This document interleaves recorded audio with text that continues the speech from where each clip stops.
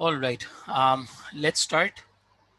सबसे पहले हम ओवरव्यू लेते हैं कल की क्लास का, देन उसके बाद आगे बात को कंटिन्यू करते हैं।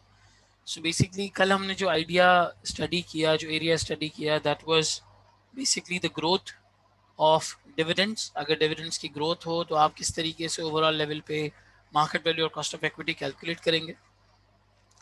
सो बेसिकली हमने इस बात को अंडरस्टैंड किया कि डिविडेंड में ग्रोथ कब आती है, जब कंपनी कुछ अमाउंट को रिटेन करके बिजनेस में री इन्वेस्ट करती है और एक्सपेंशन की तरफ जाती है। This is that point in time जहाँ पे सेल्स इंक्रीज होती हैं, जहाँ पे प्रॉफिटेबिलिटी इंक्रीज होती है और ओवरऑल कंपनी का आउटलुक बेहतर से बेहतर होता चला जाता है। अगर कंपनी कुछ भी कैश रिटेन नहीं करेगी तो उसकी balance sheet back to square one हो जाएगी, back to opening balance sheet हो जाएगी। कोई बड़ा चेंज उसके अंदर एज सच आएगा नहीं और कंपनी ओवरऑल ग्रो नहीं करेगी। डिविडेंड भी सिमिलर अमाउंट का हर साल मिलता रहेगा। Constant dividend is not a successful model जो आप हर साल हर प्रॉफिट जो है वो निकाल लें। हर बंदा थोड़ा अमाउंट री इन्वेस्ट करता है ताकि वो अपने बिजनेस को और ग्रो कर सके। लाइकवाइज अगर हम इस सिनेरियो की बात करें तो इस सिचुएशन में क्या होता है, इस सिचुएशन में हमारे पास ग्रोथ के दो प्रोस्पेक्ट्स, दो तरीकाकार होते हैं, दो पर्सपेक्टिव्स होते हैं। एक ये कि company fix amount of dividend को रिटेन कर रही है और उसके बाद इवेंचुअली बाकी को रीपे कर रही है। वहाँ पे हमने गॉर्डन्स ग्रोथ मॉडल पढ़ा था और गॉर्डन्स ग्रोथ मॉडल के अंदर हमने इस बात को समझा था कि G is equals to B into R आर के मॉडल से हम ग्रोथ कैलकुलेट कर सकते हैं। वंस ग्रोथ कैलकुलेट हो गई फिर आप लेटेस्ट डिविडेंड को 1+G से मल्टीप्लाई करें, अपॉन के ई माइनस जी करें, आपके पास मार्केट वैल्यू आ जाएगी। एंड लाइकवाइज लेटेस्ट डिविडेंड को आप मल्टीप्लाई बाय 1+G करें, upon market value plus growth करें तो आपके पास कॉस्ट ऑफ इक्विटी आ जाएगी। ये दोनों चीज़ें हमने अंडरस्टैंड की थी। सर अगर लेटेस्ट डिविडेंड ना दिया हुआ हो बल्कि फ्यूचर के एक साल का डिविडेंड दिया हुआ हो तो क्या करेंगे, फिर आपको D1 के तौर पे उसको लेना है। 1+G आपको वहाँ पे अकाउंट फॉर नहीं करना है, आप सिंपल उसको D1 के तौर पे लें। अगर आप D0 की प्रेजेंट वैल्यू निकालेंगे तो वो आज के दिन की आएगी, D1 की निकालेंगे तो भी बहरहाल वो आज के दिन की आएगी, लेकिन आपको 1+G से मल्टीप्लाई उसको नहीं करना है, ग्रोथ से मल्टीप्लाई नहीं करना है। कमिंग फॉरवर्ड हमने इस बात को समझा कि भाई ऐसा हर जगह नहीं होता कि एक fixed amount of percentage company retain करे बाकी डिविडेंड में दे दे। अलग अलग किस्म के डिविडेंड होते हैं। जब कंपनी को सूटेबल लगता है वो डिविडेंड देती है, जब एक्सपेंशन होने वाली होती है या कोई अच्छी अपॉर्चुनिटी नजर आ रही होती है तो कंपनी डिविडेंड कभी कभी नहीं भी देती। सो 5 साल का अगर स्कैटर्ड से डेटा है तो वहाँ पे ग्रोथ किस तरह निकलेगी सर, वहाँ पे केगर के फॉर्मूले से, cumulative annual growth rate CAGR के फॉर्मूले से हम बहरहाल ग्रोथ निकाल सकते हैं, क्यूमुलेटिव एनुअल ग्रोथ रेट के फॉर्मूले से। और ये और कुछ नहीं है बल्कि प्रेजेंट वैल्यू और फ्यूचर वैल्यू के फॉर्मूले की डेरिवेशन है जो हमने कल अंडरस्टैंड किया था। सिंपल उस चीज़ की डेरिवेशन का नाम है, उसके अलावा और कोई इसके अलावा इसके अंदर जो है वो बड़ी चीज़ बहरहाल नहीं है। कमिंग फॉरवर्ड हमने इस बात को समझा कि अगर मार्केट वैल्यू निकालनी, कॉस्ट ऑफ इक्विटी निकालनी है तो भी इसी फॉर्मूले की डेरिवेशन हमारे पास मौजूद है, जिसमें आप लेटेस्ट डिविडेंड को 1+G से मल्टीप्लाई करें, उसको डिवाइड करें बहरहाल मार्केट वैल्यू से और प्लस कर दें उसमें ग्रोथ का फैक्टर। ये दोनों मॉडल इस्तेमाल करके भी आप dividend valuation model, dividend growth model आप इस्तेमाल करके market value cost of equity निकाल सकते हैं। यहाँ पे हमने इसकी कुछ इलस्ट्रेशंस, कुछ क्वेश्चंस वगैरह करने की कोशिश भी की थी, ठीक है। इसके बाद हमने डेट वाला एरिया पिकअप किया। डेट वाले एरिया के अंदर हमारे पास इरिडीमेबल डेट, रिडीमेबल डेट दोनों होते हैं। पहले हमने इरिडीमेबल डेट को पिकअप किया, रिडीमेबल को अभी हमने पिकअप नहीं किया। Irredeemable is a debt that is unlimited for an unlimited term या अनलिमिटेड टाइम पीरियड। उस पर्सपेक्टिव से अगर हम देखें तो इरिडीमेबल डेट के अंदर आपको इंटरेस्ट जो है वो कॉन्स्टेंटली मिलता रहता है। तो वहां हमने इस बात को अंडरस्टैंड किया कि यार उधर मार्केट वैल्यू निकालना आसान है, इंटरेस्ट के अमाउंट को आपको डिवाइड करना होगा केडी से। लेकिन अगर इंटरेस्ट प्री टैक्स है तो केडी भी प्री टैक्स होगा, अगर इंटरेस्ट पोस्ट टैक्स है तो केडी भी पोस्ट टैक्स होगा। जैसा इंटरेस्ट होगा वैसी डिस्काउंट रेट होगा, जैसा कैश फ्लो होगा वैसा डिस्काउंट रेट होगा। मार्केट वैल्यू के केस में अगर आपको मार्केट वैल्यू गिवन है, केडी निकाल के देना है, तो अगर प्री टैक्स इंटरेस्ट का अमाउंट लोगे तो प्री टैक्स केडी आएगा, पोस्ट टैक्स इंटरेस्ट का अमाउंट लोगे तो पोस्ट टैक्स केडी आएगा। ये लाइकवाइज टू वे कम्युनिकेशन हमने कल पढ़ी थी और फिर इसकी कुछ छोटी छोटे दो क्वेश्चंस भी किए थे, right. And from an overall perspective हमने इसको समझने की कोशिश की थी। अब हमें क्या करना है, हमें रिडीमेबल डेट की सिचुएशन को समझना है। हमें रिडीमेबल डेट की सिचुएशन को समझना है। रिडीमेबल डेट की सिचुएशन को समझने से पहले अगर सर आपके पास मार्केट वैल्यू हो तो क्या आप केडी निकाल सकते हैं, इसके ऊपर आए एक सवाल कर लेते हैं।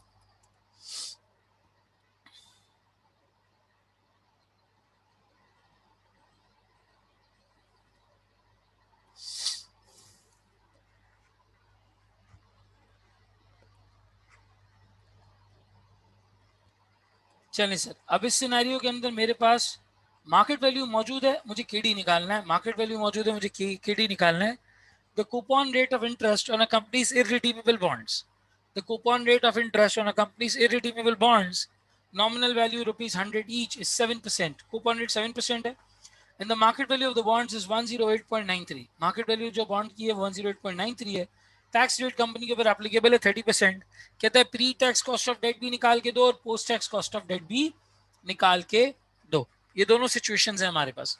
सर किस तरह से निकालेंगे? सर हमारे पास सिंपल फॉर्मूला होता है, market value is equals to interest upon KD. अगर प्री टैक्स इंटरेस्ट है प्री टैक्स केडी आएगा, पोस्ट टैक्स इंटरेस्ट है पोस्ट टैक्स केडी आएगा। हम इसको थोड़ा सा टिल्ट करते हैं, KD is equals to interest upon market value. पहले मुझसे कह रहे हैं कि pre tax cost of debt निकाल के दो, बड़ा आसान है, कोई मसला ही नहीं है। मैं पहले इंटरेस्ट का अमाउंट पिकअप करता हूँ। सर 100 रुपए का बॉन्ड है, 7 रुपए का इंटरेस्ट का रेट है, तो 7 रुपए के हिसाब से 100 रुपए के ऊपर 7 बन जाता है। आप डिवाइड कर दो उसको 108.93 के कैश से, तो आपके पास केडी आ जाएगा 7 divide by 108.93, that makes it 6.43। Your KD becomes 6.43%। Your KD becomes 6.43%। क्या ये सिचुएशन समझ आती है भाइयों, भाइयों और बहनों? ये कैसे कैलकुलेट किया, क्लियर होता है? अब जरा मुझे पोस्ट टैक्स कैलकुलेट करके बताओ। Pre tax cost of debt मैंने निकाला है, पोस्ट टैक्स कैलकुलेट करके बताओ। कहता है sir pre tax cost of debt बताएं, post tax cost of debt बताएं। प्री टैक्स हमने निकाल ली, पोस्ट टैक्स निकाल के चैट पे आंसर लिखो। गिविंग यू 2 मिनट्स जल्दी से। और दो तरीके से निकल सकता है, ये याद रखना। एक इस फॉर्मूले से निकल सकता है जिसमें आप न्यूमरेटर में पोस्ट टैक्स इंटरेस्ट लो तो आपके पास केडी वही आएगा, या फिर आप प्री टैक्स को मल्टीप्लाई बाय 1 - टी करके भी पोस्ट टैक्स निकाल सकते हैं, क्योंकि ये इररिडीमेबल का केस है। इररिडीमेबल के केस में pre tax post tax 1 - T से मल्टीप्लाई करके किया जा सकता है, रिडीमेबल के केस में नहीं किया जा सकता। वो अभी करवाऊंगा तो समझाऊंगा, ठीक है ना? जल्दी से फटाफट निकाल के आंसर लिखिए चैट पे।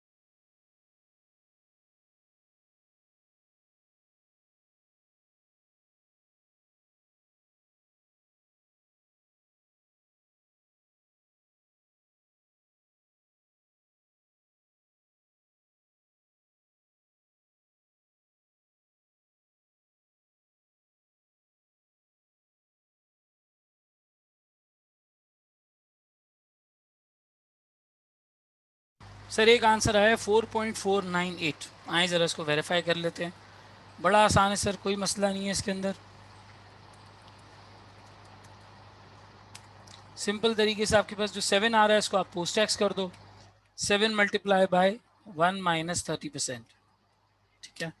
तो ये आपके पास बनता है 4.9, ठीक है? अब आपका पोस्ट टैक्स इंटरेस्ट हो जाएगा, post tax interest is your 4.9, ठीक है? 4.9 को डिवाइड करते हैं 108.93 से, 4.9 डिवाइडेड बाय 108.93, ठीक है? This becomes 4.5%. So your carry becomes 4.5%, या ठीक है? ये आपका एक तरीका हो गया। दूसरा तरीका ये है सर कि पोस्ट टैक्स केडी के लिए आप pre tax KD multiplied by 1 - 0.3 कर दें, ठीक है? 1 - 0.3 कर दें तो आपका पोस्ट टैक्स केडी आ जाएगा 4.5%, ठीक है? 6.43 मल्टीप्लाई बाय 70%, 4.5%, ठीक है जी? क्लियर होता है? जल्दी से ओके लिखो, डन लिखो, तो आगे बढ़ते हैं, अगले सवाल की तरफ बढ़ते हैं। डन हो गया, कोई कंफ्यूजन तो नहीं है? आरिज, आई होप तुम्हारा रिस्पांस नहीं आ रहा, लेकिन आई होप कोई मसला ना हो, कोई कंफ्यूजन ना हो, ठीक है?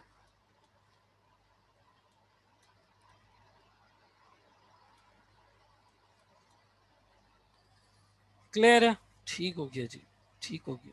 चले, तो ये हमारा क्वेश्चन 3 का एरिया यहाँ पे डन होता है। 4 पर आ जाते हैं।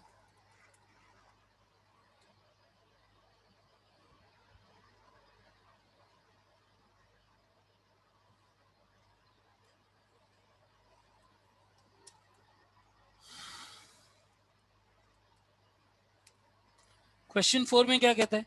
Alina limited has an issue 8.5% irredeemable bonds with a total nominal value of 500 million.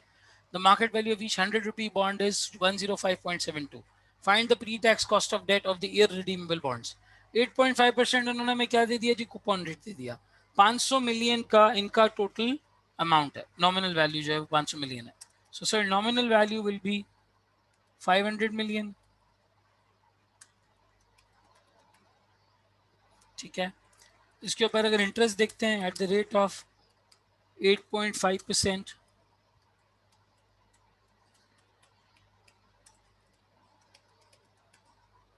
ठीक है, दैट्स 42.5 मिलियन। ये आपके इंटरेस्ट का अमाउंट हो गया।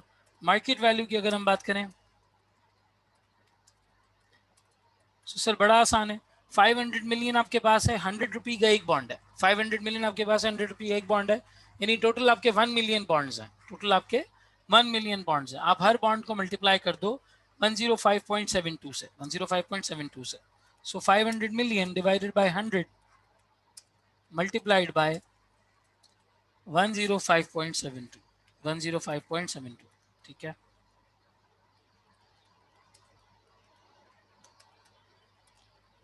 105.72 या बाई 100 मल्टीप्लाई बाय 105.72, ये आपके पास टोटल की मार्केट वैल्यू निकल आती है। ये आपके पास टोटल की मार्केट वैल्यू निकल आती है। अब मैं मार्केट वैल्यू पर्सपेक्टिव देखूँ तो मुझे मिल गया। केडी मेरे पास नहीं है, तो मैंने क्या करना है? मैंने सिंपल दोनों को डिवाइड करना है। मेरे पास केडी आ जाएगा। प्री टैक्स मांगा है, प्री टैक्स निकाल के दे देते हैं। Pre tax cost of debt, this is the interest amount divided by market value. Your pre-tax cost of debt becomes 8.04%, 8.04%, ठीक है?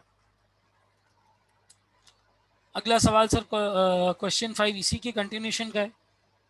ये मैं छोटी छोटी सी एग्जांपल्स करवा रहा हूँ, पर मैं पास पेपर का वैक का एक बड़ा सवाल करवाऊंगा, तो टेंशन लेने की जरूरत नहीं है। सही है भाई? तुम में से फिर कोई एनोटेशन कर रहा है? अल्लाह का वास्ता नहीं करो, मज़ा आता है करने में, कुछ होता है मतलब।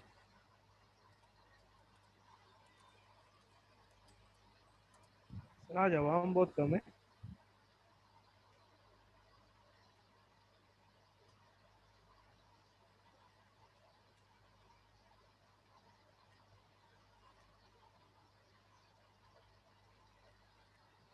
अल्लाह खैर करे, इन्ना लिल्लाहि व इन्ना इलैहि राजिऊन। चलें, यहाँ पर हमारे पास यही सिचुएशन है। हम क्या कर देंगे? सिर्फ इंटरेस्ट को पोस्ट टैक्स कर देंगे। सही है? ये मेरा इंटरेस्ट का अमाउंट है, इसको मैंने और कुछ नहीं किया बल्कि पोस्ट टैक्स कर दिया। पोस्ट टैक्स के लिए आप इसको मल्टीप्लाई बाय 0.7 कर दें, पोस्ट टैक्स आ गया।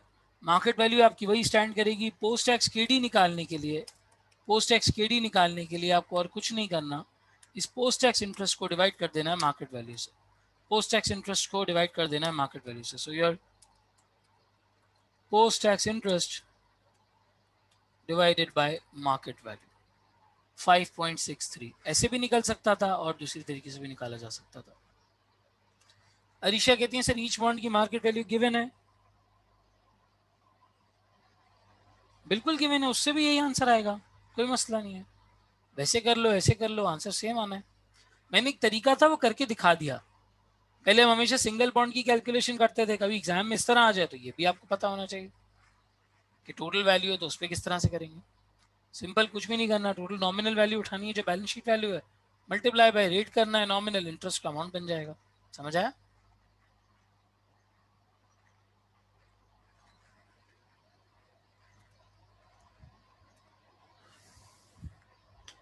क्लियर है ऋषा?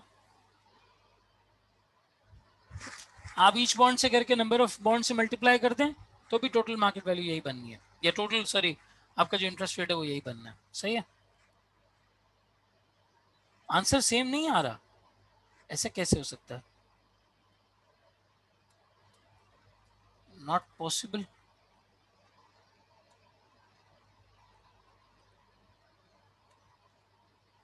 मैंने कोई फॉर्मूले में मसला तो नहीं किया है? देखो नॉमिनल वैल्यू है 100 रुपये, इंटरेस्ट बन जाता है इसके ऊपर, मैं करके दिखा रहा हूँ, ठीक है, 8.5। फिर मार्केट वैल्यू तुमने निकाली है बेसिकली 105.72, 105.72, ठीक है। इस 105 पॉइंट इस 8.5 को डिवाइड कर दो 105.72 से, यही तो आ रहा है, सेम तो है बिल्कुल। एक बॉन्ड पे करो या टोटल पे करो, सेम तो आ रहा है, ठीक है। चलो सही है, सही, कोई मसला नहीं, ठीक हो गया, ठीक है। वो अक्सर नॉमिनल वैल्यू इस तरह टोटल पे दे तो टोटल पे किया करो, ये अभी तो नहीं पता चलेगा, लेकिन आगे जब आई कैप के सवालात करोगे, पास वगैरह करोगे तो वो इंशाल्लाह ताला बहुत आसानी हो जाएगी, उसमें इंशाल्लाह ताला फिर आपको एक हेल्प हो जाएगी जब आपको आदत होगी कि यार टोटल नंबर पे किस तरह से काम किया जाता है, राइट। सो ये आपका post tax cost of debt होगी और दी रिडीमेबल बॉन्ड्स 5.63 और 8.04, ठीक है। ये ओवरऑल लेवल पे इन दोनों का आंसर बन गया। अब हम आ जाते हैं सर रिडीमेबल डेट के केस में। रिडीमेबल डेट हो तो क्या करेंगे? अच्छा देखो, रिडीमेबल की कहानी इतनी आसान नहीं है। रिडीमेबल डेट एक लिमिटेड टाइम पीरियड के लिए होता है, तो वो थोड़ा सा डिफरेंट है। एक मिनट तो मैं पानी पी लूं।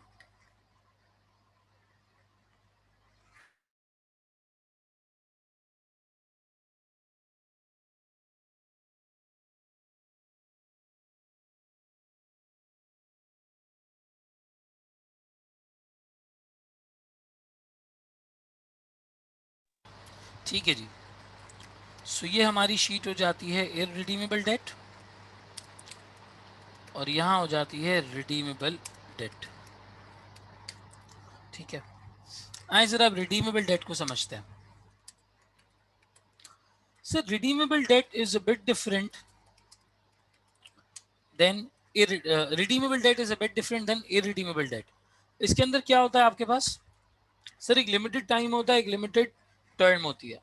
तो यहाँ पे मार्केट वैल्यू या केडी निकालने का तरीका थोड़ा सा डिफरेंट है। यहाँ अगर आपको मार्केट वैल्यू निकालनी है, केडी निकालना है, तो वो थोड़ा सा डिफरेंट सिनेरियो है। यहाँ पे उस तरह से मार्केट वैल्यू नहीं निकलेगी जैसे हमने पिछले वाले सिनेरियो में परपेचुइटी का फॉर्मूला इस्तेमाल करके किया। तो सर फिर इस केस में किस तरह निकलेगी, आइए देखते हैं।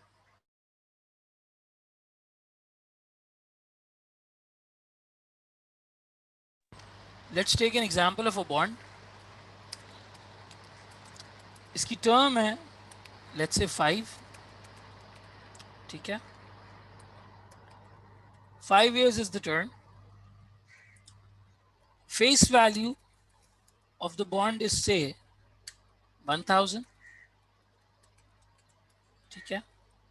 कूपन रेट मेरे पास है at the same time 8%, coupon rate is 8%, ठीक है।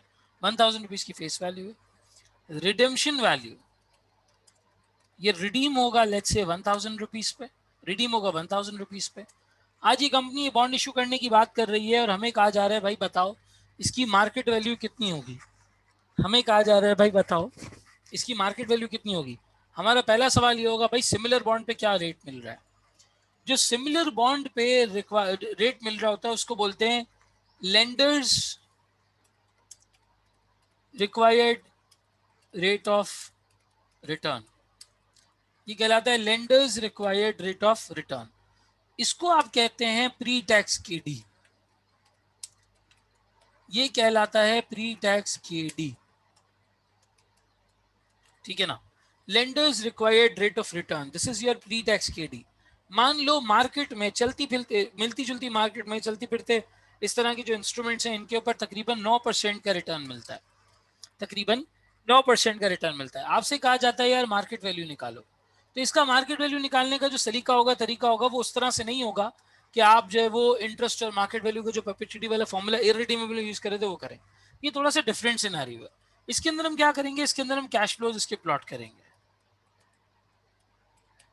पर्टिकुलर्स कितने साल का है जी सर? 5 साल का टर्म है, 5 साल का टर्म है।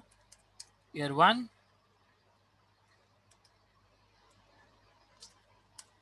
Year 2, year 3, 4 and 5। ठीक है, चलो यहाँ पे 0.0 भी ले लो, तुम लोगों को याद होगा माजी से यहाँ पे 0 भी हुआ करता था। ठीक है, दो चीज़ें यहाँ पे मिलनी है, इंटरेस्ट, ठीक है, इंटरेस्ट मिलना है, and at the same time redemption मिलनी है। जो बॉन्ड होल्डर है उसको ये दो चीज़ें मिलनी है। ईयर 0 पे बहरहाल ये दोनों ही चीज़ें नहीं है। ठीक है ना,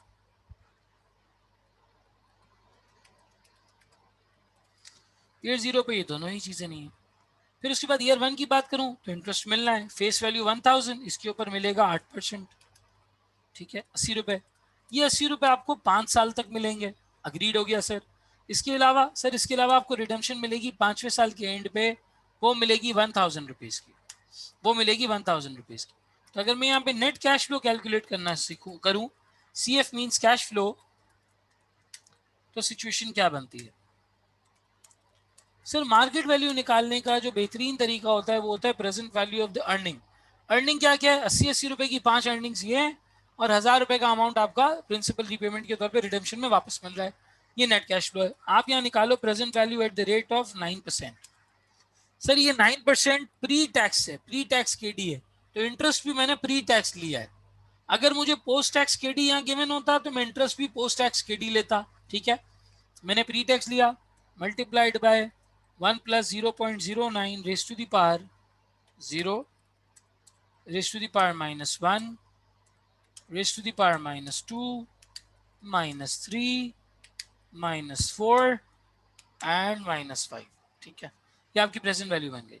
मार्केट वैल्यू का अगर हम टोटल देखते हैं, that total becomes 961, that total becomes 961।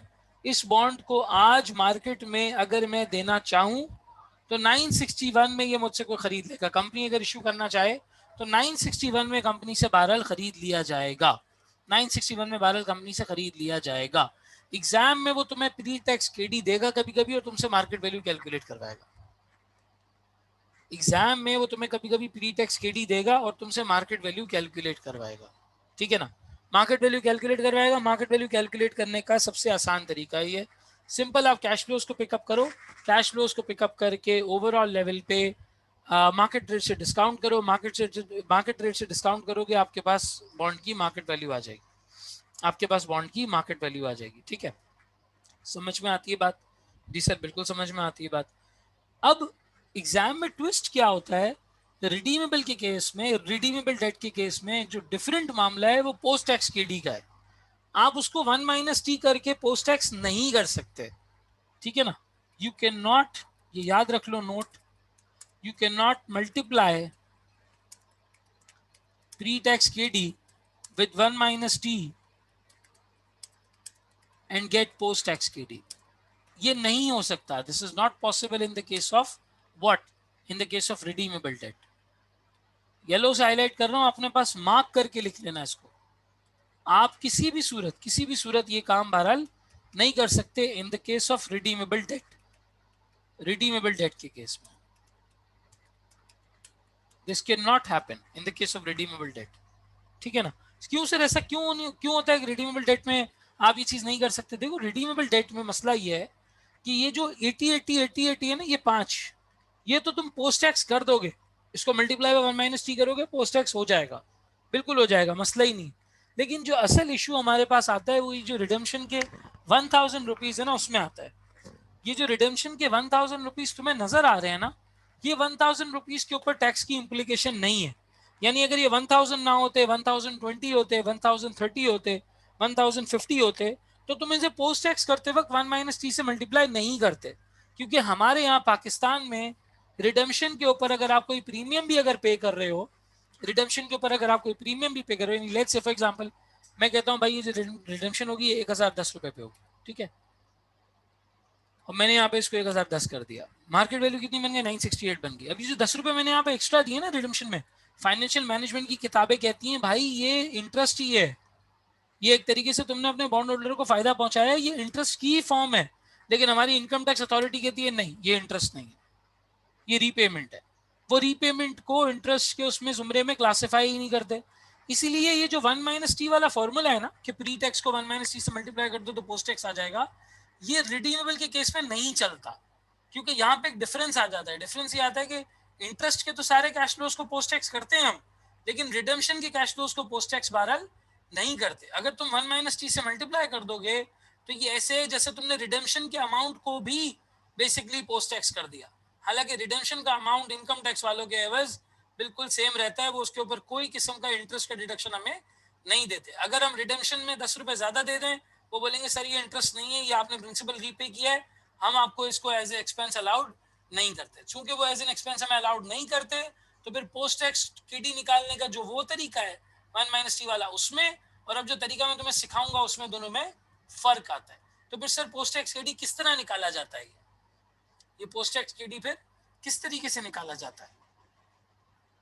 आए जरा समझ लेते हैं किस तरह निकाला जाता है। सर अब मैं क्या करूंगा, मैं इस टेबल को दोबारा प्लॉट करूंगा, सही है, लेकिन अब इस इंटरेस्ट को मैं कर दूंगा पोस्ट टैक्स, इस इंटरेस्ट को मैं कर दूंगा बहरहाल पोस्ट टैक्स, मल्टीप्लाई बाय 0.7, ठीक है।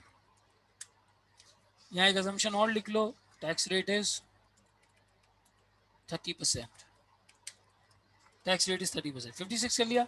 इसको कुछ भी नहीं करेंगे, ये 1010 एज इट इज 1010 ही रहेगा, ये एज इट इज 1010 ही रहेगा। सर जो चेंज आएगा वो कुछ इस तरह से आएगा कि अब मार्केट वैल्यू आपको पता है। इस केस का मतलब ये है कि अगर कोई बॉन्ड होल्डर होता तो वो आज मार्केट वैल्यू के पैसे लगाता इस बॉन्ड पे, कितने में खरीदता वो उसको 968 में खरीदता, 968 में खरीदता, ठीक है। 968 रुपीज उसके जेब से जाते और उसको मिलता क्या, बेसिकली उसको इंटरेस्ट मिलता, आपने ये लिख लिया है। उसको जो है वो रिडेम्पशन का अमाउंट मिलता वो आपने यहाँ पे लिख लिया है। चूंकि आप पोस्ट टैक्स केडी निकाल रहे हैं तो आपने पोस्ट टैक्स कैश फ्लोज लिए हैं, रिडेम्पशन पे कोई टैक्स की इम्प्लीकेशन नहीं है, उसको नहीं छेड़ा। इंटरेस्ट के ऊपर टैक्स की इम्प्लीकेशन है तो आपने उसको पोस्ट टैक्स कर दिया, ठीक है। नेट कैश फ्लो आ गया। अब आप इसका IRR कैलकुलेट करेंगे, अब आप इसका IRR कैलकुलेट करेंगे। IRR कैलकुलेट करना याद आ रहा है? थोड़ा सा माजी के झरोकों में जाओ, याद पड़ता है? IRR कैलकुलेट किया था हमने, बिल्कुल किया था। सर कैसे करते थे? दो एनपीवीज निकालते थे, जरा लिखो चार्ट पे लिखो जिनको याद है, कितनी एनपीवीज निकालते थे?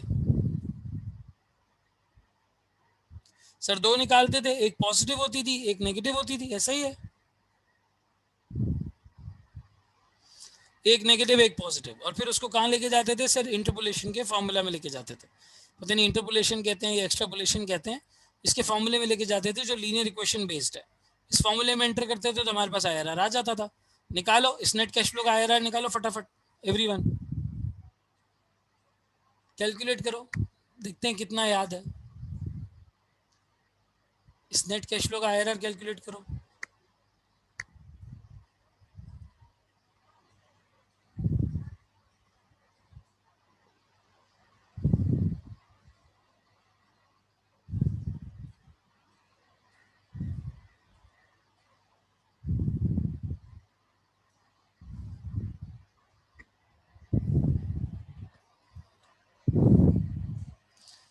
सर IRR का फॉर्मूला ही तो याद नहीं है। अरे लड़के इंटरनेट का दौर है, बैठ के लाइव क्लास ले रहा है, गूगल नहीं कर सकता? हमारे जैसा आदमी सबसे पहले गूगल करता है। सर कोई ऐसा फॉर्मूला था IRR का, IRR is equals to A% plus NPVA divided by NPVA minus NPVB, ठीक है, ये था, multiplied by B% minus A%। याद आ रहा है? ऐसी कोई सिचुएशन थी IRR की? बिल्कुल सर ऐसी ही थी।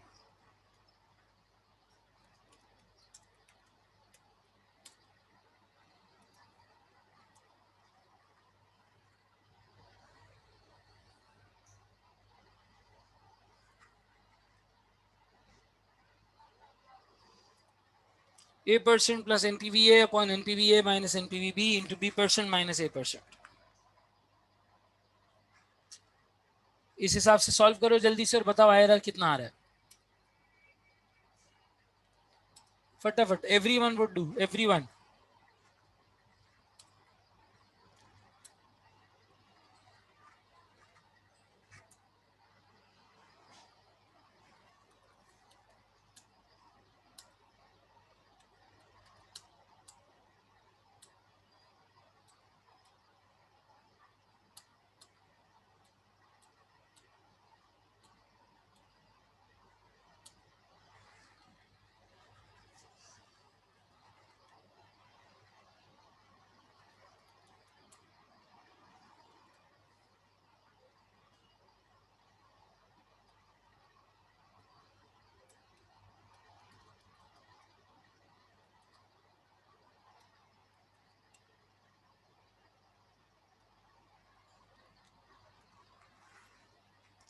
सर आप पहले चेक करें इसकी एनपीवी पॉजिटिव कहाँ आ रही है, नेगेटिव कहाँ आ रही है.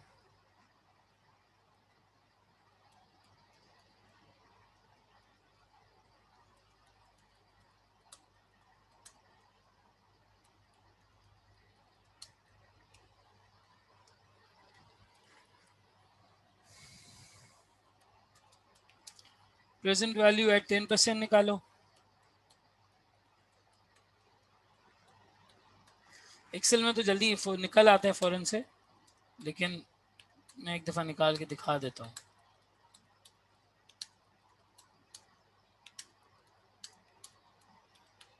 5, ठीक है. ये तुम्हारी प्रेजेंट वैल्यू एट 10% बनी. इसका टोटल ले लो. पॉजिटिव है नेगेटिव है सर? नेगेटिव है. 10% में नेगेटिव है तो आप 5% पे चेक करते हैं सर.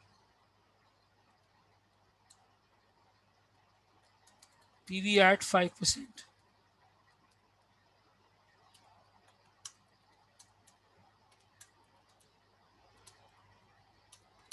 -2, -3, -4 एंड -5. ठीक है.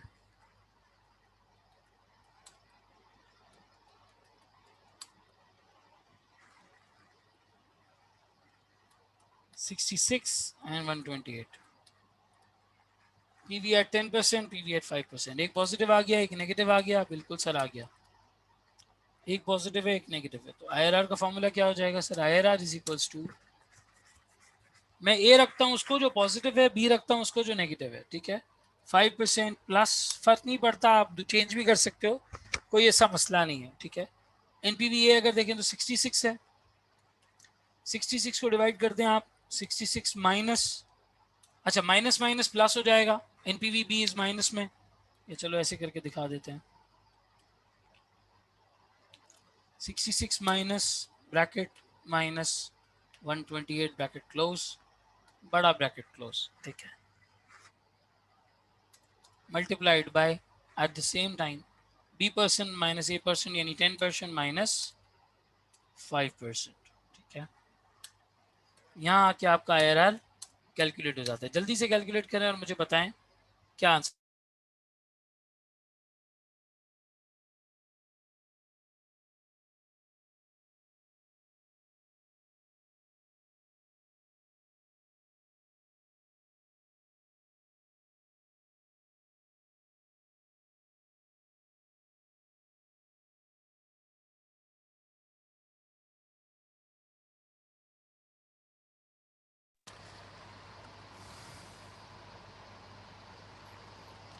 देखो और मुझे बताओ क्या आईआरआर आ रहा है.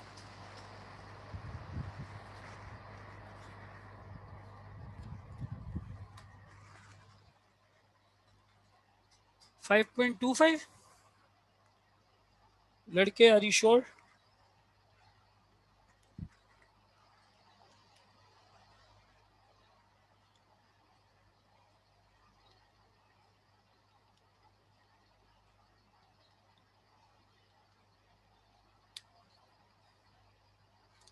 मेरे पास 6.7 आ रहा है. कैलकुलेटर पे 6.7 आ रहा है.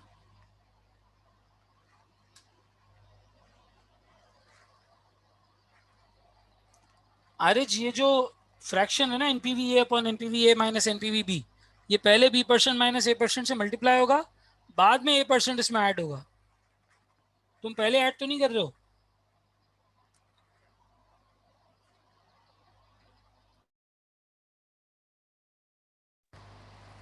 हाँ 6.7 आ रहा है। हुजैफा तुम करीब करीब हो, लेकिन राउंडिंग ऑफ का एरर है अभी भी।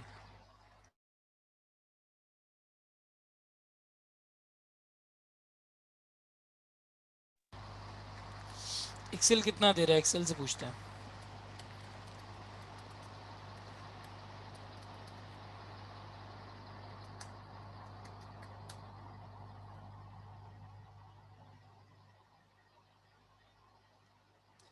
हाँ एक्सेल इज गिविंग 6.56, मेरे पास 6.7 आ रहा है इधर, अगर इस हिसाब से चलें तो 6.7%। ठीक है, सो योर आईआरआर बिकम 6.7%। ये आपका पोस्ट टैक्स केडी है, this is your post tax KD. पहले सारे लोग यहाँ तक पहुँच जाओ, every one should tell me कि जी सर यहाँ तक पहुँच गए, सही हो गया, उसके बाद में बात करते हैं। हो गया सही, ठीक है चलो, ठीक हो गया। ये 6.7 है। अब देखो यहाँ पे प्री टैक्स केडी कितना था, यहाँ पे प्री टैक्स केडी था, गौर से देखना, ठीक है, गौर से देखना, प्री टैक्स केडी जो था आपका दैट वाज 9%। अगर मैं 9% को सिंपल माइनस 1 माइनस 0.3 करूं तो मेरे पास आंसर कुछ और निकलेगा। सर क्या आंसर निकलेगा, 9% multiply by 0.7 multiply by 0.7, this become 6.3%। 6.3%। Actual में जो आपका एरर आया that is a bit different, वो बेसिकली आपके पास आया थोड़ा सा डिफरेंट, 6.7 आया, 6.56 आया, लेकिन वो बहरहाल चेंज हो गया। थोड़ा सा भी एरर आपका चेंज होता है, आपकी डिसीजन मेकिंग पे बहुत इंपैक्ट आ जाता है। तो बॉन्ड वाले केस में जो आपका एरर कंप्यूट होगा वो उस कन्वेंशनल तरीके से नहीं होगा, आप प्री टैक्स को मल्टीप्लाई बाय 1 माइनस टी करके पोस्ट टैक्स नहीं करेंगे, बल्कि आपके पास सिचुएशन ये होगी, ओवरऑल लेवल पे आपके पास सिचुएशन ये होगी कि आप आईआरआर कैलकुलेट करेंगे मार्केट वैल्यू को पुटअप करके। तो कन्वेंशनली एग्जाम में जो तरीकाकार होता है एग्जामिनर का, वो क्या होता है, ज़्यादातर वो ये करता है कि वो आपको प्री टैक्स केडी सवाल में निकाल के देता है और आपसे कहता है मार्केट वैल्यू निकालो, और पोस्ट टैक्स केडी भी छुपा देता है। वैक के लिए आपको पोस्ट टैक्स केडी चाहिए होता है, वैक के लिए आपको पोस्ट टैक्स केडी चाहिए होता है। मार्केट वैल्यू ऑफ डेट को मल्टीप्लाई करते हो पोस्ट टैक्स केडी से। अब इररिडीमेबल डेट है तो मसला नहीं है, प्री टैक्स को मल्टीप्लाई बाय 1 माइनस टी किया, पोस्ट टैक्स हो गया। लेकिन अगर रिडीमेबल डेट है तो रिडीमेबल डेट में मसला आता है, रिडीमेबल डेट में 12 ये मसला आता है। रिडीमेबल डेट में ये मसला इसलिए आता है, रीजन बीइंग रिडीमेबल डेट में मसला इसलिए आता है क्योंकि वहां पे जो रिडेम्पशन का अमाउंट है, इधर कोई भी टैक्स की इम्प्लीकेशन नहीं होती, आप इसको पोस्ट टैक्स नहीं कर सकते। अगर इसको आप पोस्ट टैक्स करते हो तो ये एग्जैक्टली सेम आता, जो आपकी आईआरआर की पोजीशन होती, बिल्कुल वही पोजीशन आती, ठीक है ना, बिल्कुल वही पोजीशन आती। तो आप चूंकि प्री टैक्स उसको पोस्ट टैक्स नहीं कर सकते रिडेम्पशन के अमाउंट को, एक छोटा सा फर्क अराइज होता है दोनों के सिनेरियो में। तो इधर जो आपका आईआरआर है this will become your post tax KD, IRR would become your post tax KD, post tax KD. तो वो एग्जाम में तुम्हें प्री टैक्स केडी देगा, पहले स्टेप में तुम प्री टैक्स केडी रख के मार्केट वैल्यू निकालो, और दूसरे स्टेप में मार्केट वैल्यू को यूज करके, पोस्ट टैक्स कैश फ्लोज को यूज करके, रिडेम्पशन अमाउंट को यूज करके पोस्ट टैक्स केडी निकालो। समझ में आती है बात, एवरीवन गेट्स इट? सारे लोग रिस्पॉन्ड करेंगे, यस बोलेंगे तो मैं आगे बढ़ू। रिपीट कर दूं ये वाली बात, लड़के देख, दो स्टेप में कैलकुलेशन होगी। पहले वो तुम्हें प्री टैक्स केडी देगा, तुमसे मार्केट वैल्यू निकलवाएगा, ठीक है। दूसरे स्टेप में क्या होगा, तुम ये मार्केट वैल्यू यूज करोगे, ये देखो तुमने यहाँ मार्केट वैल्यू यूज की हुई है, यहाँ पे की हुई है, बिल्कुल सर की हुई है, एक कलर से हाईलाइट कर रहा हूँ। देखो तुमने यहाँ पे पोस्ट टैक्स इंटरेस्ट यूज किया हुआ है, पहले तुम मार्केट वैल्यू यूज करोगे, फिर तुम पोस्ट टैक्स इंटरेस्ट यूज करोगे, फिर तुम उसके बाद रिडेम्पशन का कैश यूज करोगे। रिडेम्पशन का कैश पोस्ट टैक्स नहीं होगा सर, मार्केट इंटरेस्ट जो है वो पोस्ट टैक्स होगा, मार्केट वैल्यू पे कोई इम्प्लीकेशन नहीं है, रिडेम्पशन के ऊपर पोस्ट टैक्स नहीं होगा। सब मिला के तुम नेट कैश फ्लोज निकालोगे और आईआरआर निकालोगे, this IRR would become your post tax KD, this IRR would become your post tax KD. समझ आती है बात, डू वी गेट इट? अच्छा, कभी कभी क्या होगा, सुनना गौर से, कभी कभी क्या होगा, वो तुम्हें मार्केट वैल्यू खुद निकाल के देगा और तुमसे बोलेगा कि पोस्ट टैक्स केडी निकालो। तो बताओ हमें स्टेप 1 स्टेप 2 दोनों करने हैं या सिर्फ स्टेप 2 करना है? कभी कभी वो मुझे मार्केट वैल्यू खुद निकाल के देगा और कहेगा पोस्ट टैक्स केडी निकाल लो। वो बेसिकली वैक निकालने के लिए बोलेगा, वैक के लिए पोस्ट टैक्स केडी चाहिए होता है, तो वो पोस्ट टैक्स केडी में आराम से इस तरह की कैलकुलेशन करके आईआरआर करके निकाल लूंगा। कभी कभी ऐसा होगा, कभी कभी ऐसा होगा कि वो तुम्हें मार्केट वैल्यू देगा और बोलेगा यार प्री टैक्स केडी निकाल के दो। वो कैसे निकालोगे? कभी कभी वो तुम्हें मार्केट वैल्यू देगा और कहेगा प्री टैक्स केडी निकाल के दो। वो कैसे निकालोगे? Pre tax KD, post tax नहीं।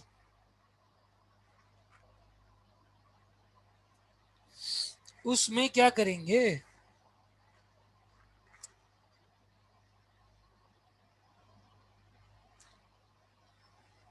इंटरेस्ट अपॉन मार्केट वैल्यू नहीं, ये रिडीमेबल डेट है, रिडीमेबल की बात थोड़ी हो रही है। कभी कभी वो तुम्हें मार्केट वैल्यू देगा और कहेगा प्री टैक्स केडी निकालो। उस केस में तुम क्या करोगे? ये जो स्टेप 2 है ना, ऐसा ही काम करोगे, बस तुम इंटरेस्ट को प्री टैक्स कर दोगे। जब इंटरेस्ट को प्री टैक्स करोगे तो जो आईआरआर आएगा वो प्री टैक्स केडी आएगा। इंटरेस्ट को पोस्ट टैक्स करोगे तो जो आईआरआर आएगा वो पोस्ट टैक्स केडी आएगा। समझ आया? इंटरेस्ट को प्री टैक्स करोगे तो जो आईआरआर आएगा वो प्री टैक्स केडी आएगा। इंटरेस्ट को पोस्ट टैक्स करोगे तो जो आईआरआर आएगा वो पोस्ट टैक्स केडी आएगा। मार्केट वैल्यू अगर उसने तुम्हें दी हुई है, तुम दोनों निकाल सकते हो उसकी मदद से। समझ आया? Do we get it everybody?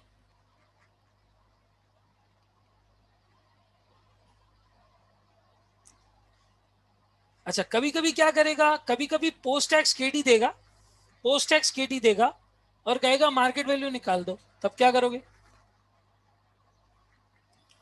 Post tax KD खुद देगा तुम्हें कि कंपनी का ये पोस्ट टैक्स केडी है, मार्केट वैल्यू बोलेगा निकालो। सर कैसे निकालेंगे? सर बड़ा आसान है। पोस्ट टैक्स है ना, तो कैश फ्लोस पोस्ट टैक्स होंगे। आप इंटरेस्ट को पोस्ट टैक्स लिखो, रिडेम्पशन लिखो और उसकी बेस पे डिस्काउंटिंग कर दो। पोस्ट टैक्स केडी की बेस पे प्रेजेंट वैल्यू निकाल लो। वो प्रेजेंट वैल्यू क्या है? मार्केट वैल्यू बन जाएगी। जैसे स्टेप 1 में तुमने इंटरेस्ट का अमाउंट प्लॉट करके मार्केट वैल्यू निकाली, प्री टैक्स केडी से डिस्काउंट किया। उस केस में हम पोस्ट टैक्स इंटरेस्ट को लिख के पोस्ट टैक्स से डिस्काउंट करेंगे तो हमारे पास मार्केट वैल्यू आ जाएगी। Pre-tax interest is always discounted by pre-tax rate. Post-tax interest is always discounted by post-tax rate. दोनों केस में मार्केट वैल्यू सेम आती है। अरे सर आपने तो इतनी सारी कंडीशंस बता दी, बिल्कुल हम घन चक्कर हो गए। अब हम कैसे सॉल्व करेंगे? कोई मसला ही नहीं है चंदा। कल जो हैंड आउट दिया उसमें रिडीमेबल डेट के 5 सवाल आ रहे हैं, अब भी सॉल्व करेंगे, सब समझ आ जाएगा। सारा चक्रव्यूह जितना मैंने अभी तुम्हें घुमाया है, सारी चीज क्लियर हो जाएगी। वन बाय वन हम सबको एग्जाम्पल को भी जो है वो सॉल्व करेंगे। आए देखते हैं।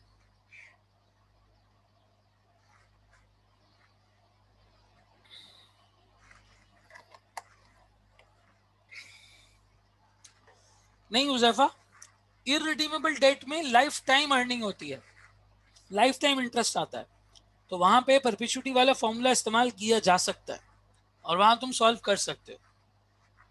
लेकिन रिडीमेबल में ऐसा केस नहीं है। इररिडीमेबल का कोई भी फॉर्मूला रिडीमेबल के केस में नहीं यूज होगा।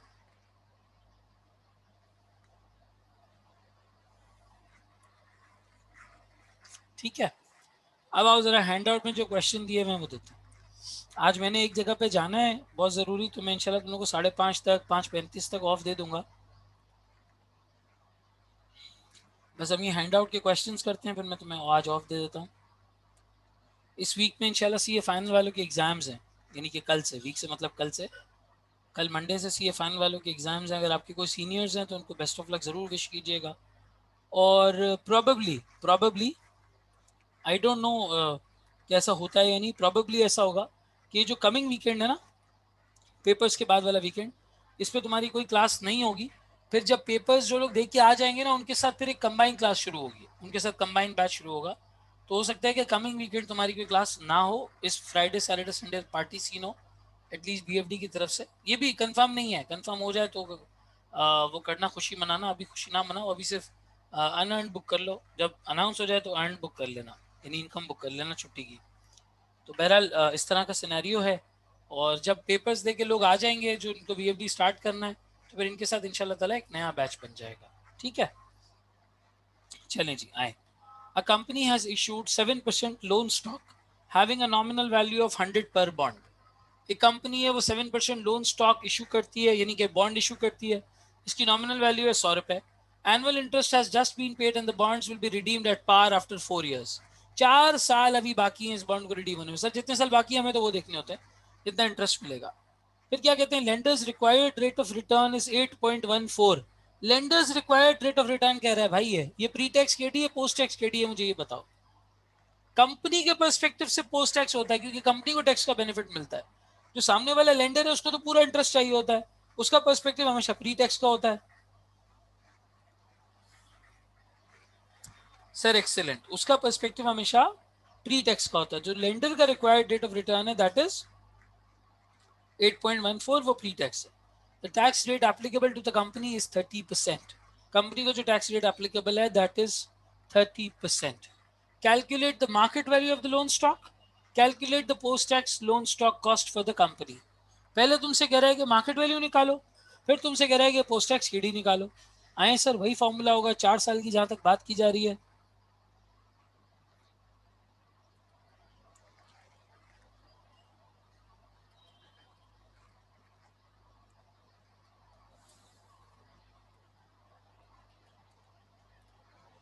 चार साल की बात है। अच्छा 4 साल के हवाले से इन्होंने बोला क्या, क्या सिचुएशन बताई, आए जरा देखते हैं। सर इन्होंने कहा 100 रुपए बॉन्ड की वैल्यू है और जो इंटरेस्ट है वो तकरीबन है इसके ऊपर 7%। इंटरेस्ट जो है वो तकरीबन कितना है 7%। तो सर हम प्री टैक्स रेट से इसको डिस्काउंट करेंगे विच इज 8.14%। तो हमें इंटरेस्ट भी प्री टैक्स लेना है, वो कितना है जी 7 रुपीज, 7777।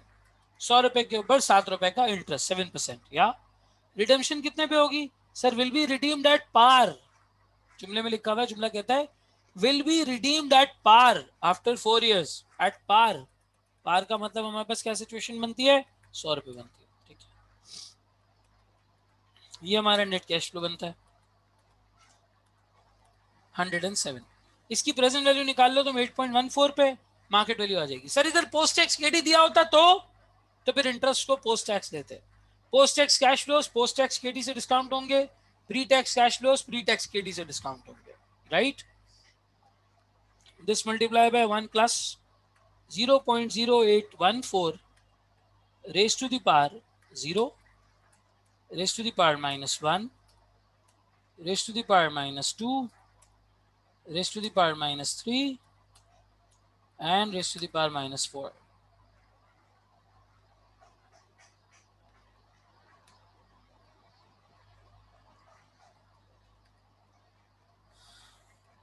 मार्केट वैल्यू ले लो इन सबका सम, इन सबका सम इज मार्केट वैल्यू।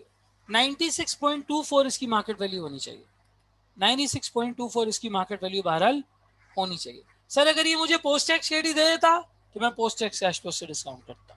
ठीक है, अब मुझसे कह रहा है कि भाई पोस्ट टैक्स भी निकाल के दो, तो अब इसी मार्केट वैल्यू को यूज करके हम पोस्ट टैक्स निकाल के दे देंगे, कोई मसला ही नहीं है सर, कोई इश्यू ही नहीं है इसमें। तो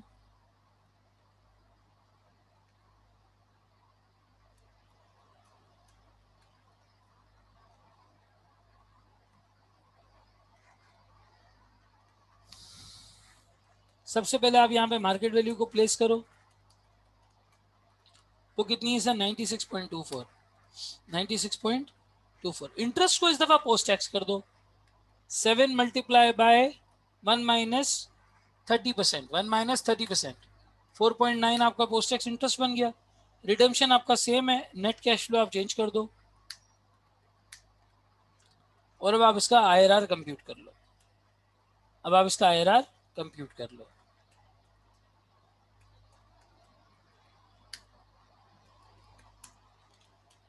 6% तकरीबन आ रहा है, लेकिन ज़रा सा वेट कीजिएगा, हम अपने मैथमेटिक्स वाले तरीके से करते हैं। एग्जाम में आपके पास एक्सेल तो होगा नहीं, एक्सेल पे तो आप IRR कर नहीं पाओगे। ठीक है, तो आप पहले निकालो प्रेजेंट वैल्यू एट 9% या 8% निकाल लो। 8% पे पॉजिटिव है, हमने ऊपर देखी है अभी। Multiply by 1 plus 0.08 raise to the power 0।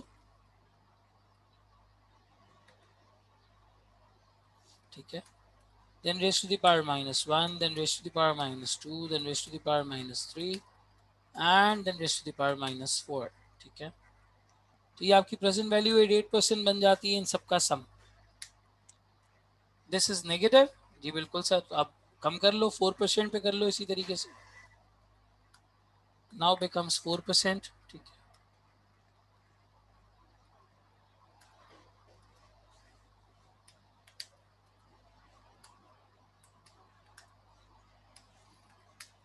4% पे निकाल लो, -2, -3 एंड -4। इसका आप टोटल ले लें यहाँ पे।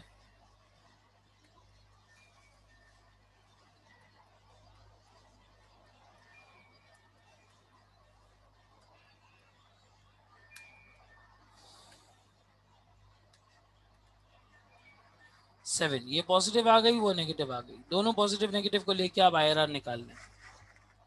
अरीशा कहती है सर 6.08 है, मैंने 10% और 5% लिया है। बिल्कुल, मैंने 8 और 4 लिया है, उसमें भी पॉजिटिव नेगेटिव आ रहा है। जैसे भी चाहो निकालो, IRR कंप्यूट करो। IRR आ रहा है 6.08। IRR is basically 6%। आपका IRR आ रहा है basically 6%। This is your post tax KD। Sir जो अभी डिस्कस किया वैसे ही सवाल है? बिल्कुल सर, वैसे ही सवाल है। ये आपका पोस्ट टैक्स KD हो गया, ये आपकी मार्केट वैल्यू हो गई। इजी है जी, आसान है, समझ में आती है बात।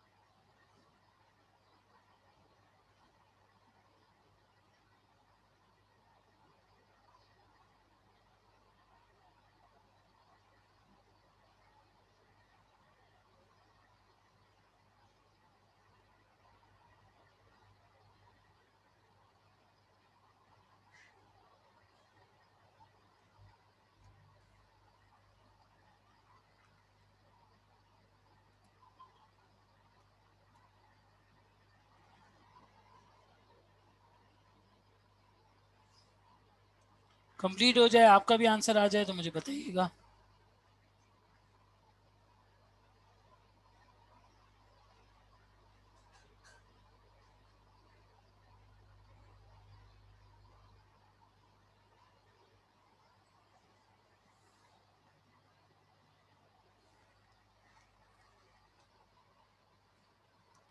नहीं नहीं, 5:30 बजे करना है भाई, मैं लेट नहीं होऊंगा, तुम टेंशन नहीं लो। ये तो उंगली दी, हाथ पकड़ लिया भाई। 5:30 बोला मैंने ऑफ करने का। 5:30 का पौने 6 भी हो गया तो भी जहां मैंने जाना है वो मेरा इंतजार कर लेंगे, तुम फिक्र नहीं करो। हम ये सारे सवाल करके जाएंगे, रिडीमेबल डेट कंप्लीट करके जाएंगे। हाँ वो सब मैंने लगा लिया है आरिस, तुम फिक्र नहीं करो। इसको मेरी नमाज की फिक्र मुझसे ज्यादा हो गई है। वो सब सब मैंने कैलकुलेट कर लिया है। नमाज, कम्यूट, रेडी होके निकलना, नीचे 5 मिनट गाड़ी गर्म करना, ये सब सब सब मैंने लगा लिया। तुम टेंशन नहीं लो।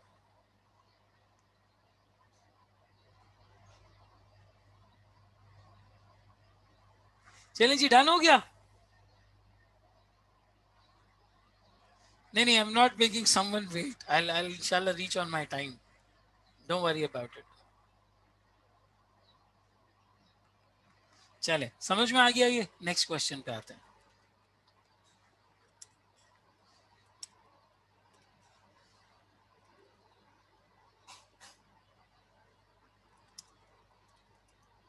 ऑल राइट, सो बिल्कुल इसके बाद वाला क्वेश्चन है क्वेश्चन 7 इस हैंड आउट का। ठीक है,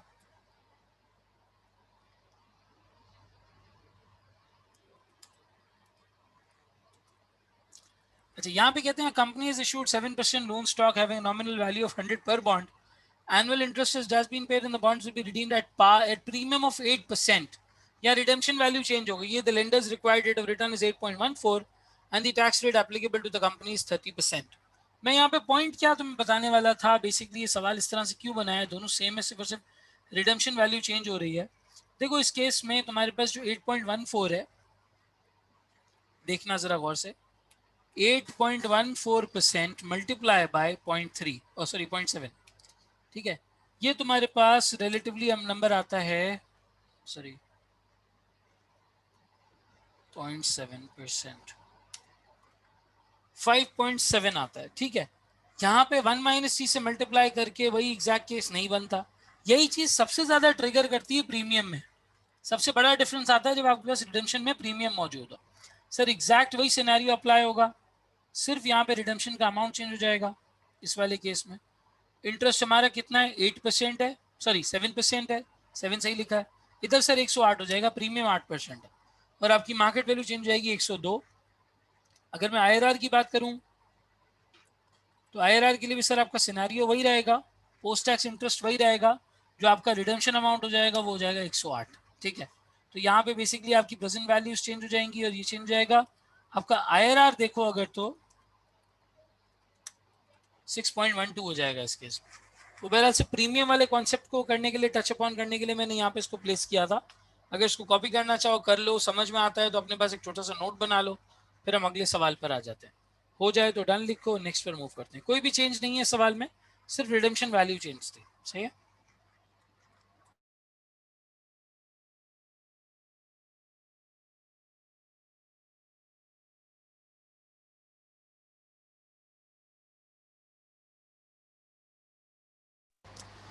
डन हो गया जी, अगले सवाल पर आते हैं। कोई नई चीज़ नहीं थी बहरहाल इसमें, ठीक है। अच्छा जी, अब आ जाओ क्वेश्चन नंबर 8 पे, इसी हैंड आउट का।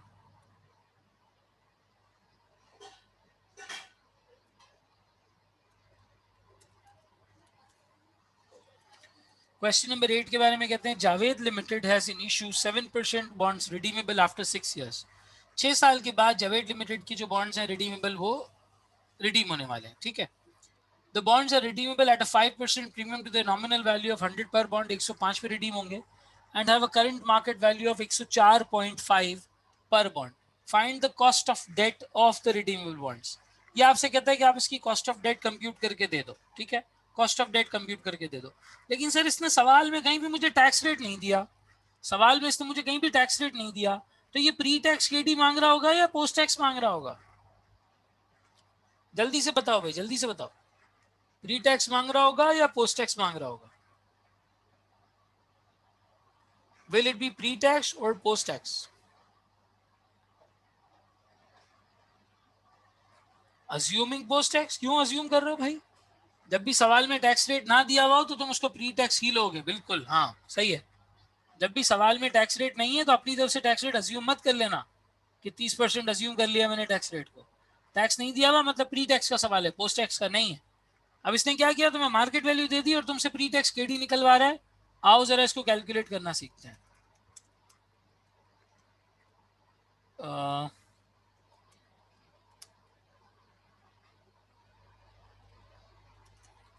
थोड़ी सी जगह शायद ये हमें कम पड़ेगी, उसको हम यहाँ प्लॉट करते हैं। कितने साल हैं जी? 6 ईयर्स, ठीक है। तो 4, 5 एंड देन 6, ठीक है। इधर आ जाएंगे आपके पर्टिकुलर्स। ये तुमसे प्री टैक्स केडी निकलवा रहा है, क्या निकलवा रहा है? प्री टैक्स केडी निकलवा रहा है बेसिकली, ठीक है। मार्केट वैल्यू इसने तुम्हें दी हुई है, कैसे निकलेगा सर? आईआरआर के से निकलेगा। बिल्कुल अरीशा सही कह रही हो, IRR of pre tax cash flows. Sir pre tax rate है, प्री टैक्स इंटरेस्ट लें, आईआरआर निकालें, काम बन गया आपका। सबसे पहले आप लें यहाँ पे मार्केट वैल्यू, ठीक है। मार्केट वैल्यू प्लेस की 104.5 मार्केट वैल्यू। इसके बाद आप यहाँ पे लें इंटरेस्ट, ठीक है।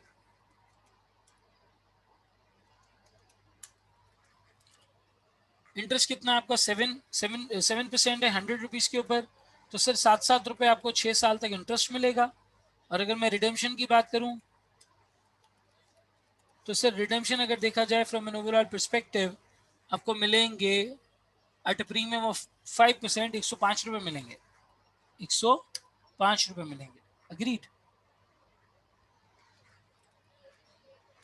रिडेम्पशन में 105 रुपये मिलेंगे। अब आप इसका IRR निकाल लें। इसका IRR is a pre tax KD।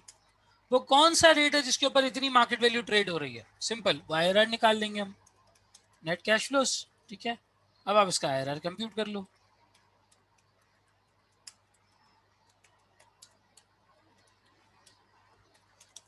Present value निकालो 10% पे और 5% पे।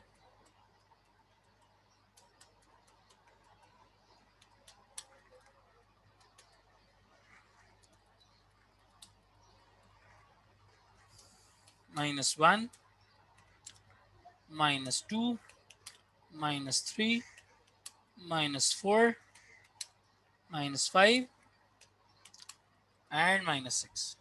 ये आपकी प्रेजेंट वैल्यू हो गई। ठीक है, this turns out to be your present value. आप इसका टोटल निकाल लें। ये नेगेटिव आ गई। इसी तरीके से 5% पे निकाल लो।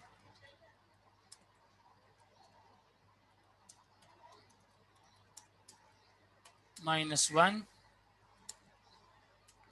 -2, -3, -4, -5 एंड -6। ठीक है, प्रेजेंट वैल्यू निकाल लो आप बेसिकली 5%। यहाँ टोटल आ जाएगा 9.38। एक प्रेजेंट वैल्यू 9.38 आ गई, एक प्रेजेंट वैल्यू 10% आ गई। दोनों को इंटरपोलेशन के फॉर्मूला में ऐड करो और देखो IRR कितना आ रहा है। तुम्हारा IRR आना चाहिए 6.7% के आसपास। ये IRR बनेगा प्री टैक्स KD। ये IRR बनेगा pre tax KD। This will become your pre-tax KD।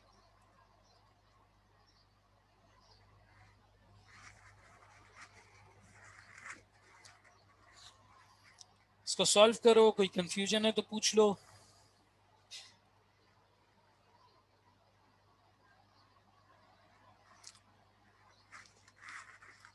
Six 6.94, हाँ सही है बिल्कुल।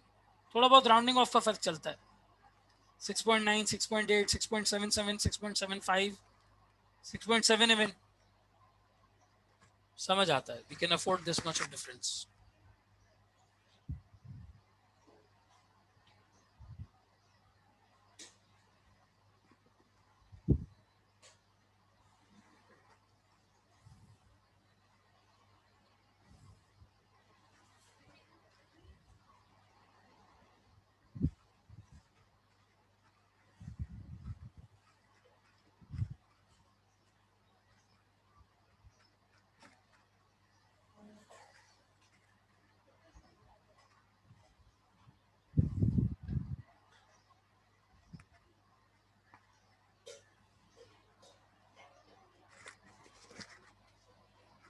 डन हो गया जी, आगे बढ़े। बस ये रूल ऑफ थंब अपने पास जहन में रखना। Pre tax interest pre tax KD, post tax interest cash flows post tax KD। अगर मार्केट वैल्यू दी हुई है उसने, अगर मार्केट वैल्यू निकलवा रहा है तो फिर वो 2 स्टेप अप्रोच होगी, जो 2 स्टेप हम फॉलो करते हैं।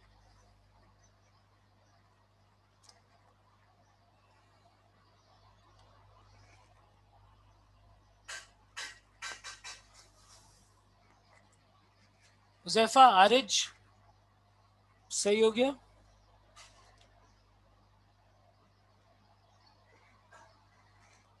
कैलकुलेशन समझ आती है?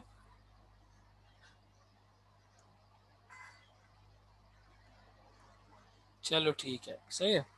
ये क्वेश्चन 8 हो गया। अब हमारे पास 2 सवाल और हैं, एक क्वेश्चन 9 और 10 बस।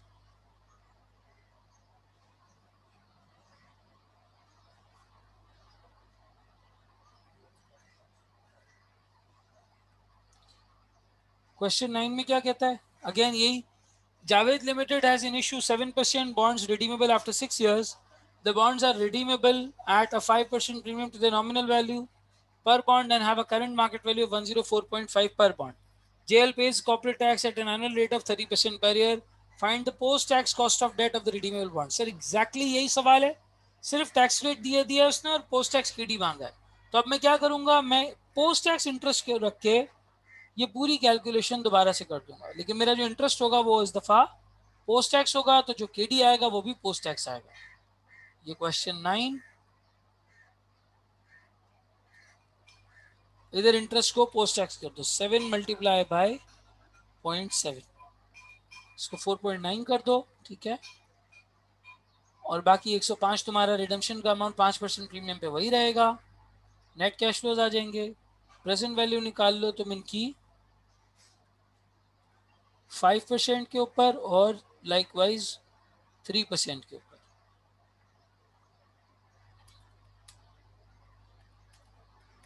3% के ऊपर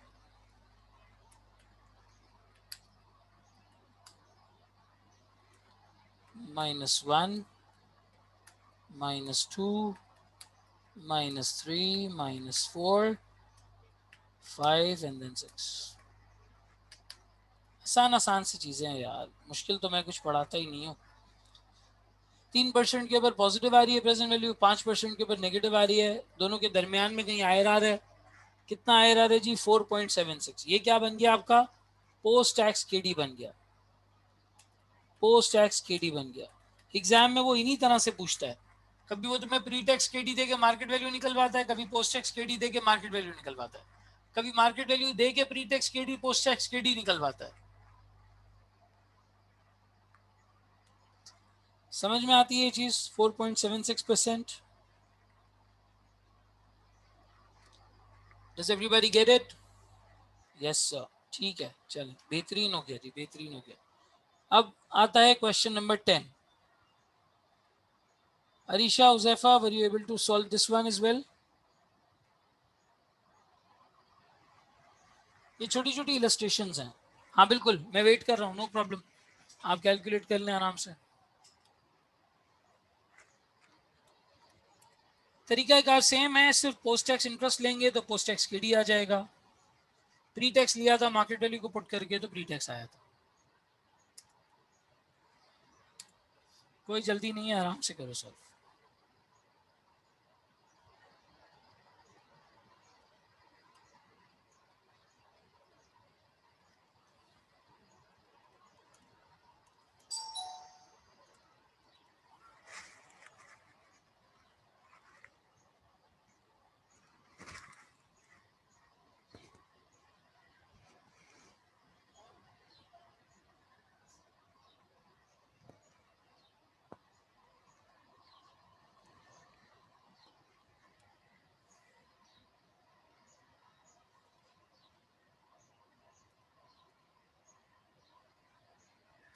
सर क्वेश्चन 8 का आंसर क्या था ये देखो।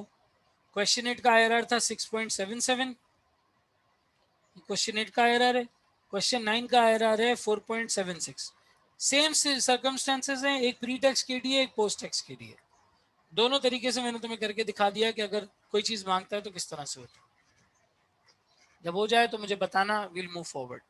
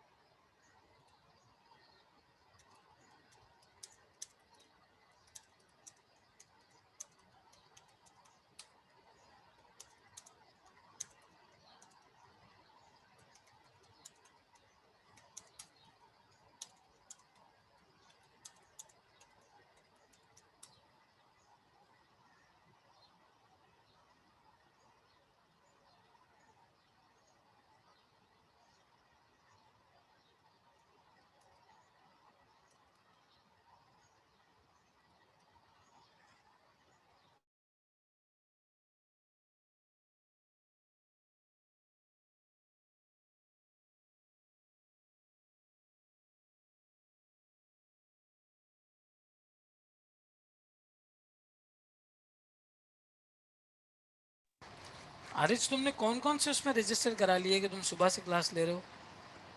तुम तीनों तो नहीं ले रहे खुदा ना खास्ता, FR, ऑडिट और BFD?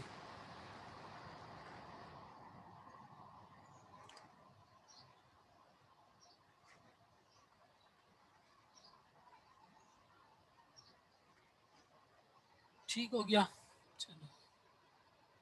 FR एंड BFD तो फिर तो सही है यार, मतलब इतना तो बनता है। आ जाए, अब हम देखते हैं यहाँ पर question number 10।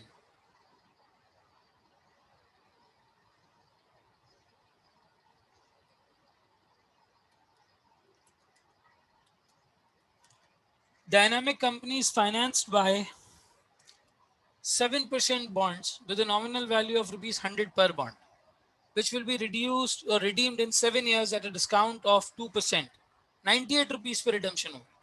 The bonds have a total nominal value of rupees 140 million.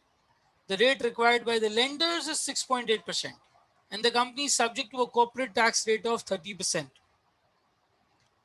6.8% है प्री टैक्स रेट, कंपनी का 30% टैक्स रेट है, ठीक है। तुमसे मार्केट वैल्यू भी निकलवा रहा है स्टेप 1 में, calculate the market value of the bond. Required में देखो पहली दफा में मार्केट वैल्यू निकलवा रहा है, और दूसरे में कह रहा है calculate the post tax cost of debt of the company.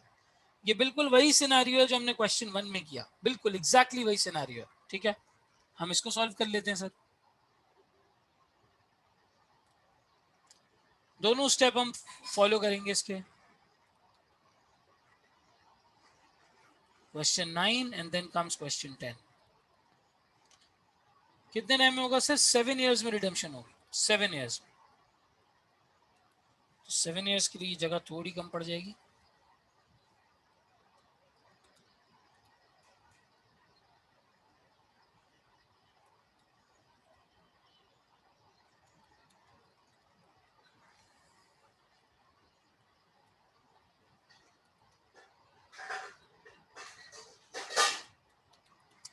All right sir, अब इसके जो पर्टिकुलर्स हैं वो यहाँ प्लॉट करते हैं। 7 इयर्स की एक तो इन्होंने बात की है, ईयर 4 के बाद 5, देन 6 एंड देन 7, ठीक है, ईयर 7 तक। इंटरेस्ट की अगर हम बात करें तो सर 7% इंटरेस्ट है, 7% को प्लेस करेंगे बिल्कुल। और अगर हम रिडेम्पशन की बात करें तो सर रिडेम्पशन हमारे पास हो रही है 2% डिस्काउंट पे, यानी 98 रुपीज़ पे, यानी कि 98 रुपीज़ पे। तो ये आपके कैश फ्लोज बन जाते हैं। और जो प्री टैक्स रेट इन्होंने आपको दिया हुआ है दैट इज 6.8%, 6.8%, ठीक है, 6.8%। मुजफ्फा हमें चॉइस नहीं होती, सिनेरियो देखना होता है। अगर उसने प्री टैक्स रेट दिया है तो market value pre tax interest से निकालोगे, अगर उसने तुम्हें पोस्ट टैक्स दिया है तो मार्केट वैल्यू पोस्ट टैक्स से निकालोगे। डिपेंड करते हैं सवाल में क्या दिया हुआ है, ठीक है। मेरी तरफ अजान हो रही है, मैं माइक अपना बंद करूंगा, प्लीज इसको सॉल्व करो अपने पास और आंसर चैट पे मेंशन करो।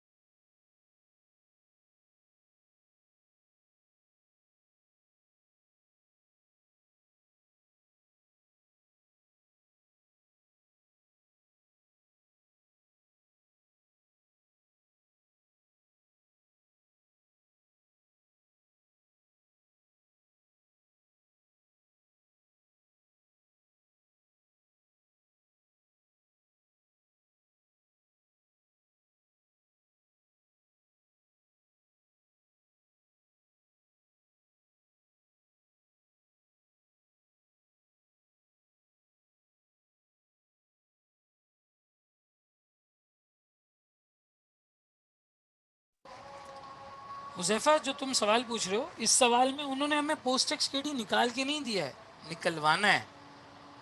उसने हमसे निकलवाना है। बेसिकली उसने हमें सिर्फ प्री टैक्स रेट दिया है, तो हम 2 स्टेप कैलकुलेशन करेंगे। पहले मार्केट वैल्यू कैलकुलेट करेंगे, फिर उस मार्केट वैल्यू को यूज करके पोस्ट टैक्स केडी कैलकुलेट करेंगे। और ये सोल्यूशन मैंने किया हुआ भी है तुम्हारे सामने।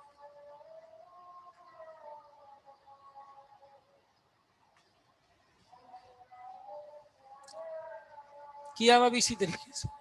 6.8% प्री टैक्स रेट दिया है उसने इंटरेस्ट का। ये देखो, 6.8% रेट दिया है। 6.8% के हिसाब से पहले मैंने मार्केट वैल्यू निकाली, और फिर उस मार्केट वैल्यू को यूज करके मैंने पोस्ट टैक्स केडी निकाला, जो इनिशियली मैंने तुम्हें कंडीशन समझाई थी।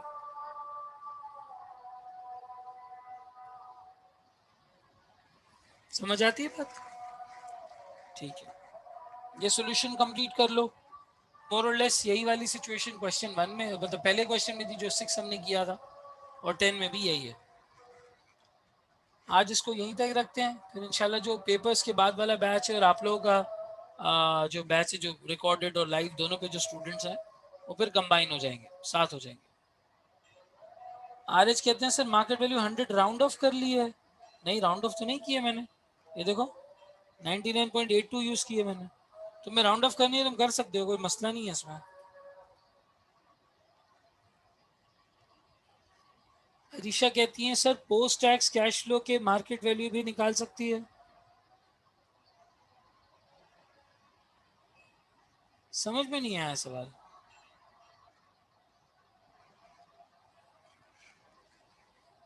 अच्छा, ये वाली कह रहे हो?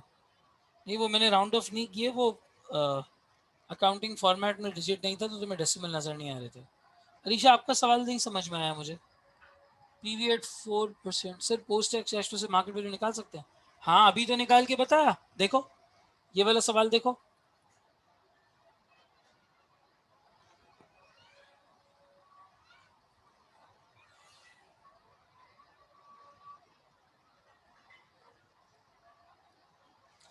यहाँ पर एक सवाल था अभी, उसमें पोस्ट टैक्स केडी से हमने मार्केट वैल्यू कंप्यूट की थी। कहाँ चला गया यार?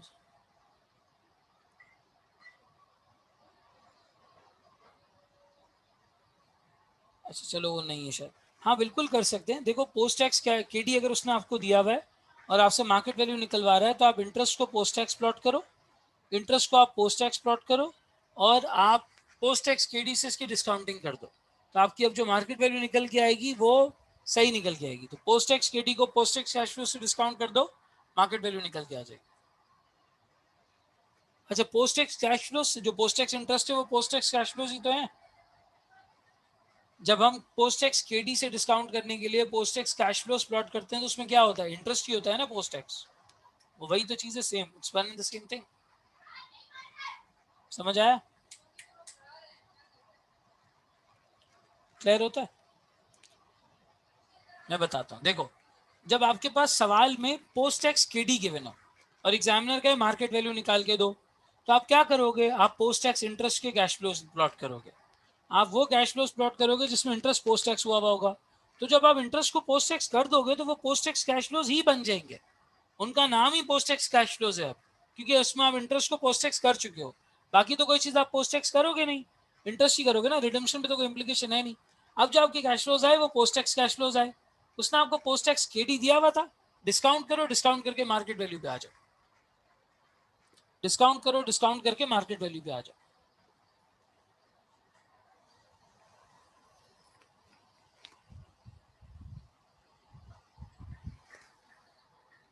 क्लियर? चलो, लास्ट वाला सॉल्यूशन चेक कर लो अपने पास। कोई सवाल है इससे रिलेटेड तो पूछ लो, फिर हम आज के डिस्कशन को यहीं तक रखते हैं।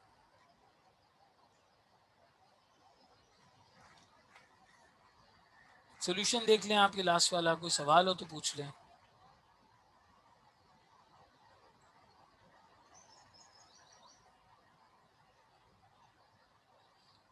चलें, ठीक हो गया।